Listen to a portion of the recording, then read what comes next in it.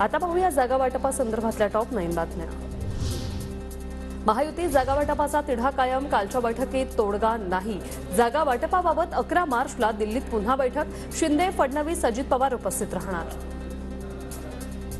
महायुतीत 3 ते 4 जागांचा तिढा कायम, रामटेक, वाशिम, यवतमाळ, मावळ, कोल्हापूर जागांबाबत तोडगा काढला जाणार। काही जागांची अदलाबदली करा, शहांच्या सूचना, सूत्रांची माहिती।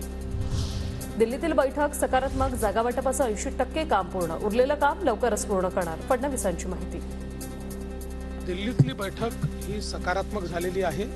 80% पर्यंत आमचं काम हे कालच्या बैठकीत संपलेलं आहे।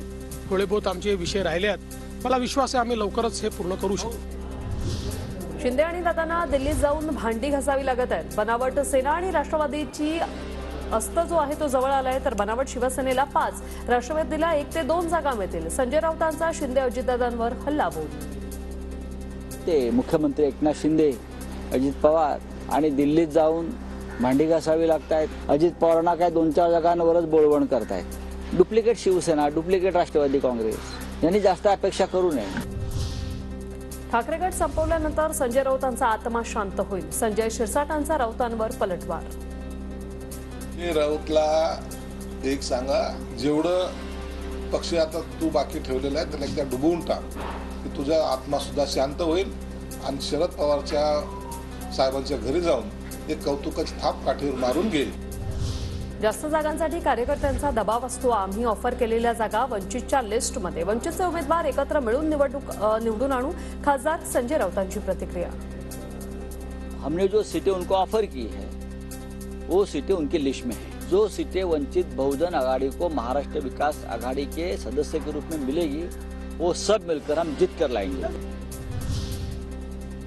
मनसे आणि भाजपच्या भूमिकेत फार अंतर नाही। मराठी माणसासोबतच हिंदुत्वाची व्यापक भूमिका मनसेने घेतली, योग्य वेळी योग्य निर्णय होतील। भाजप मनसे युतीच्या प्रश्नावर फडणवीसांची प्रतिक्रिया।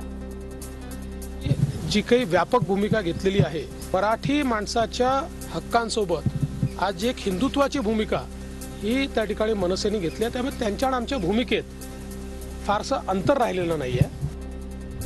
जळगाव लोकसभा मतदारसंघात भाजपकडून सरकारी वकील उज्ज्वल निकम यांचे पुतणे रोहित निकम यांचं नाव निश्चित होण्याची शक्यता। देवेंद्र फडणवीस आणि गिरीश महाजन यांचे निकटवर्ती असल्याने लॉटरी लागणार असल्याची चर्चा।